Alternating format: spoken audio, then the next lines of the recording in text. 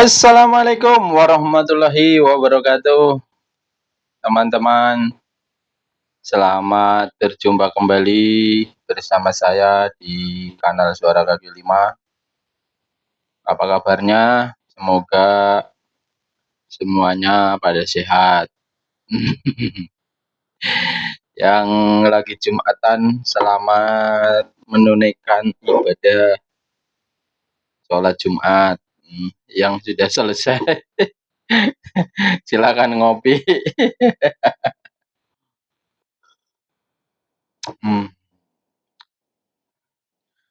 Oke teman-teman, pada kesempatan kali ini saya akan mengulas satu videonya Mamang Bambang Tri. Masih ingat kan? Orang yang pernah menulis buku Jokowi Undercover. Yang pernah nulis buku Jokowi Undercover. Sebenarnya orang ini kreatif ya, kreatif banget. Ya nulis buku gitu kan. Tapi ya sayang sekali ya. Tujuannya itu hanya untuk memfitnah orang yang sudah banyak berjasa untuk negeri ini. Nggak tahu motivasinya apa, dia itu sudah tahu. Terakhir ada satu video yang dia kayaknya suaranya si Rismon ini yang mengarahkan itu, lagi minta-minta sumbangan, mungkin sudah nggak punya uang mungkin. Minta-minta bantuan donasi, kayaknya sudah nggak punya uang mungkin. Dia di penjara sekian tahun.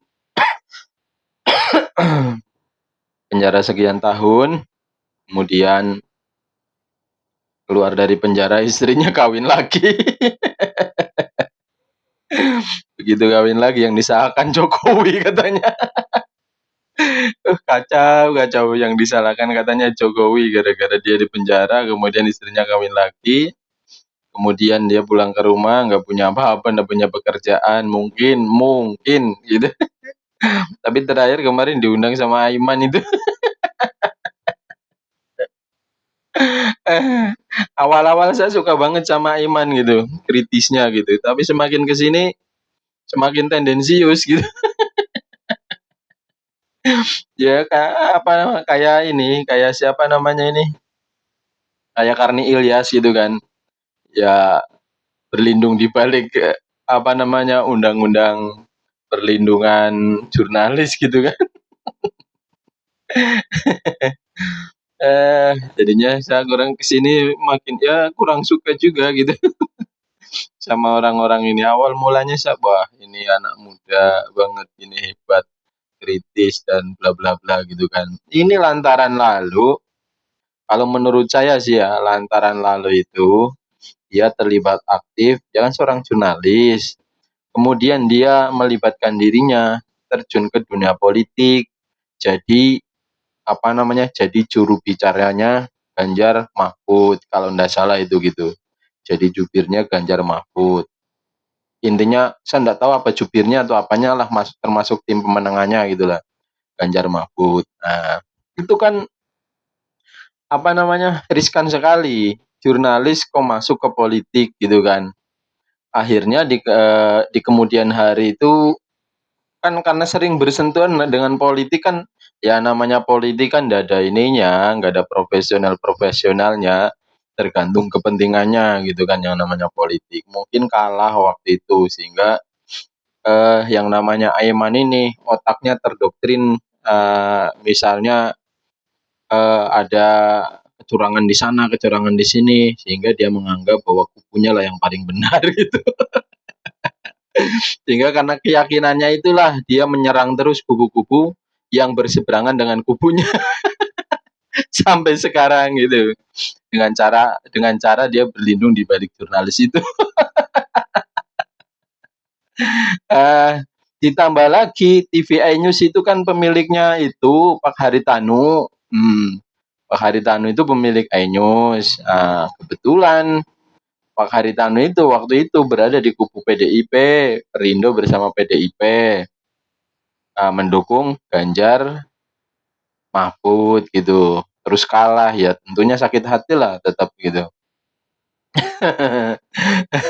Aduh.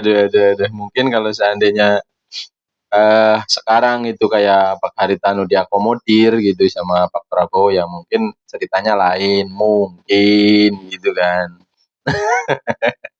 Oke, saya kembali ke Bambang Tri gitu. Saya kembali ke Bambang Tri. Bambang Tri ini kehidupannya ya, karena kemarin kelihatan ya minta-minta donasi bersama Rismon. Kayaknya sih mungkin Rismon juga udah apa namanya pembackup dananya itu sudah nggak ada kayaknya kayak gitu sehingga dia jualan buku kemarin karya tulisnya Jokowi Waste Paper gitu kan Jokowi Sweat Paper nggak tahu laku apa enggak tuh buku. Kayaknya sih nggak laku gitu kan nggak laku sempat pulang ke mana ke kampung halamannya di Sumatera. Kemudian Rosuryo bergerak sendiri dengan si Tifa itu dengan Beautifa. Ini berada di sana karena tapi kemungkinan karena ini ada kepentingan politik, dipanggil lagi lah si Rismon. Saya lihat di TV itu muncul lagi gitu. Kalau muncul lagi kan mungkin dibayar gitu kan, dibayar. Jadi lumayan lah gitu kan. Aduh. Saya kembali ke Bambang Tri. Kita lihat videonya ini ya. Videonya Bambang Tri waktu dia minta donasi. Swing. Kalau saudara-saudara mampu, ya tolonglah dibantu. Nanti mudah-mudahan hasil dari donasi saudara-saudara itu akan saudara lihat hasilnya perjuangan ini. Asik. Penggelapan Termul ini, penggelapan Mulyono Jokowi ini supaya gamblang segamblang-gamblangnya bagi Anda semua. Demi kepentingan anak cucu kita akan ada hasilnya yang nyata. Kalau mau bantu ya Pak ya, tapi jangan mencibir ya Pak ya. Nggak usah mencibir lah, yang nggak mau nyumbang ya nggak nyumbang nggak apa-apa gitu, tapi diem aja. Ya, oke, udah kan. Nasibnya mengenaskan gitu kan, memprihatinkan lah. Ini mungkin kalau menurut analisa saya gitu, kenapa bisa terjadi seperti ini? Ya tentu yang pertama ya perilakunya yang tidak baik itu karena dia membuat satu buku yang isinya ada muatan fitnah kepada Presiden Jokowi gitu kan. Jelasnya ya yang namanya dosa itu kan pasti ada balasannya dari Tuhan gitu kan. Ya mungkin ini balasan dari Tuhan gitu kan. Terus yang keduanya mungkin ini penyebabnya. Ini dia itu pernah bersumpah yang dituntun oleh Gus Nur. Nah, kita lihat ini videonya satu lagi. Coba lihat ini. Swing. Ya Allah, Ya Allah, kalau yang saya ucapkan selama ini, kalau yang saya ucapkan selama ini, kalau yang saya tulis selama ini, kalau yang saya tulis selama ini ternyata fitnah, ternyata fitnah, ternyata bohong, ternyata bohong, ternyata tidak benar, ternyata tidak benar, maka hancurkan hidupku maka ya Allah. hancurkan hidupku ya Allah. Cabut keberkahan hidupku ya Allah. Cabut keberkahan hidupku ya Allah. Hina-dinakan hidupku ya Allah. Hina-dinakan hidupku ya Allah. A few moments later. Milik pengguna dan atau yang menguasai akun YouTube Gus Nur 13 Official tentang ujaran kebencian berdasarkan sara dan atau penistaan agama. Kemudian dasarnya adalah laporan polisi nomor LP garing B garing 0568 garing 9 Romawi garing 2022 Baris Krim Polri tanggal 29 September 2022. Adapun sebagai tersangka, yang pertama adalah SNR dan yang kedua adalah BTM. Ya, udah kan. Aduh, aduh, aduh. Ini ada di podcastnya yang saya tahu ya, ada di podcastnya Gus Nur. Itu loh penceramah yang sukanya maki-maki, sama lah kayak Rizik Syihab, kayak Bahar Smith itu. Kalau ceramah sukanya maki-maki, ngajakin gelut, ngajakin perang. Kalau ini sumpah serapah, sambil melotot-melotot, ini Gus Nur. Aduh, nah ini berada di podcastnya Gus Nur gitu kan. Disumpah, saya bersumpah gitu. Sumpahnya ini. Siapa namanya? Sumpahnya Bambang Tri. Kalau seandainya apa yang saya tulis ini gitu kan, bla bla bla dan seterusnya, isi fitnah dan seterusnya. Itu panjang itu. Di videonya itu kan tadi cuma sepenggal ternyata itu. Itu panjang sampai istilahnya dia melaknat dirinya lah kalau seandainya bahwa isi buku itu adalah fitnah gitu kan. Nggak tahu begitu beraninya, apa itu satu kebodohannya si Bambang Tri karena nggak tahu tentang hakikat sumpah itu sendiri atau bagaimana. Yang keduanya, Gus Nurnya juga yang sebagai seorang penceramah yang di branding yang dirinya membranding personal dirinya itu sebagai seorang yang ahli agama gitu kan. Ternyata dia orang orang yang bodoh, harusnya nggak, kalau orang yang tahu itu nggak perlu mubahalah kayak gitu, malah harusnya mencegah orang-orang yang mubahalah karena itu berbahaya sekali yang namanya mubahalah, apalagi menggunakan sumpah dengan nama Allah itu berbahaya. Hmm. Kalau dia nyumpahin diri sendiri ya jelas itu berbalik kepada dirinya sendiri. Kalau dia menyumpahi orang lain misalnya, menuduh orang lain berbuat salah, kalau itu ada kebenaran dari sumpahnya itu, dia akan mengena kepada orang yang disumpahin itu. Tapi kalau tidak benar, maka doa itu akan kembali kepada dirinya, mengenai dirinya. Nah, kalau analisa saya sih ya, dia seperti itu ya karena kemakan sumpahnya. Termasuk Gus Nur waktu itu kan masuk penjara, Bambang Tri juga masuk penjara, gitu.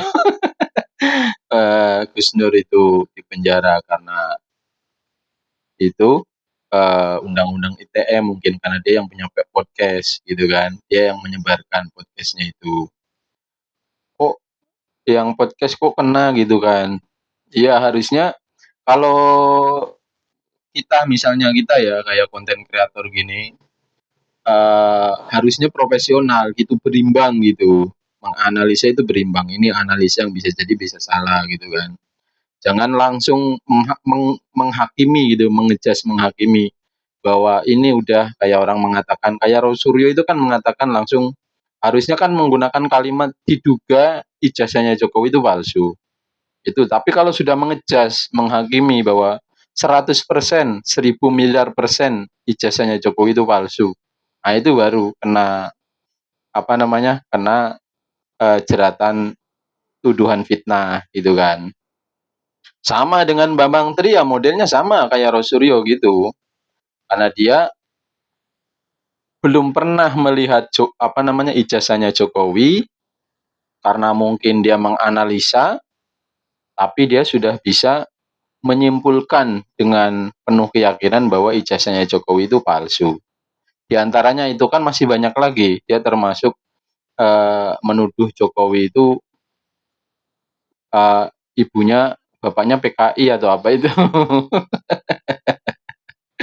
Ya itu tadi ya. Jadi kita sebagai umat ya kita berhati-hatilah, nggak usah jangan terlalu mudah mengucapkan sumpah, bersumpah, kemudian melaknat orang, mendoakan jelek orang, itu enggak baik gitu kan. Dengan menggunakan kata-kata sumpah, itu kan maksudnya dia bersumpah seperti itu untuk menguatkan argumen-argumennya dia. Jadi orang itu kalau mendengar sumpahnya, itu kan berkesan bahwa argumennya dia itu sudah kuat sekali karena udah di apa namanya dikuatkan dengan sumpahnya dia gitu.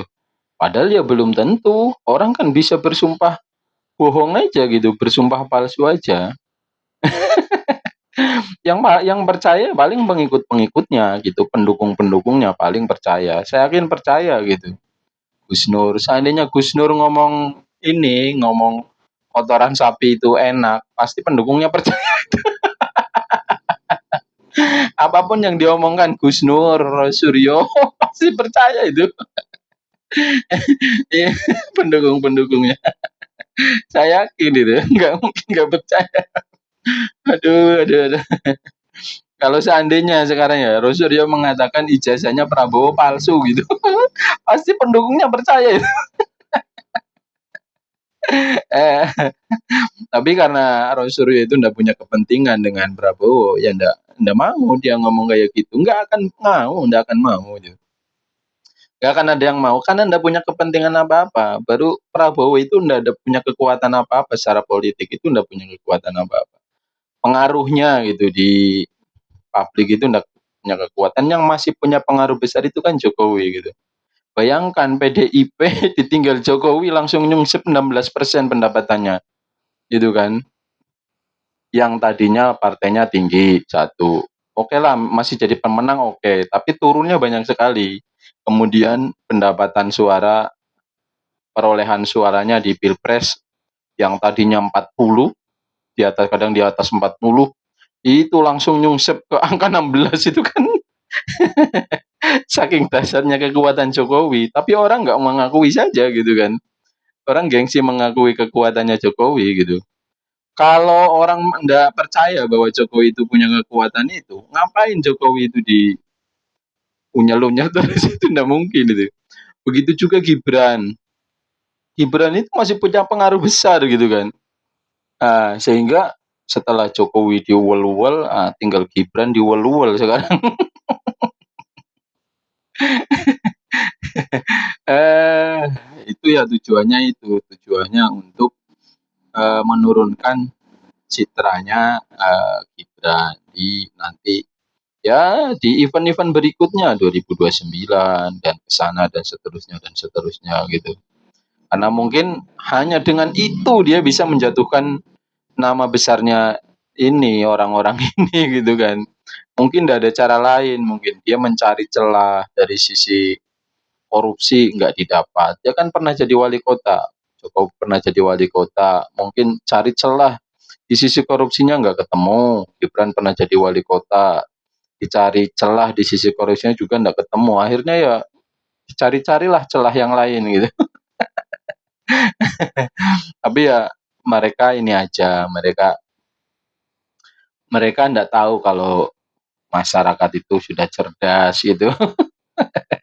Sehingga apapun yang mereka katakan ya paling-paling yang percaya yang itu, yang apa namanya, kalau orang bilang itu RW 16 dan RW 24. Kalau yang RW 24 paling sebagian ya sudah tidak percaya juga gitu, karena sebagian kan kolamnya Muhaimin Iskandar itu, pemilihnya Muhaimin dulu, yang RW 24. Ada kemungkinan itu sekarang udah berubah RW 13 itu. RW 16. Oke, sekian saja ya. Sekian saja pada video kali ini. Semoga negeri ini tetap menjadi negeri yang aman, damai, tentram, sejahtera, sentosa. Dimunculkan pemimpin-pemimpin yang adil dan amanah, dan orang dijauhkan dari orang-orang yang hendak menjatuhkan, hendak mengacaukan negeri ini. Sekian saja. Assalamualaikum warahmatullahi wabarakatuh.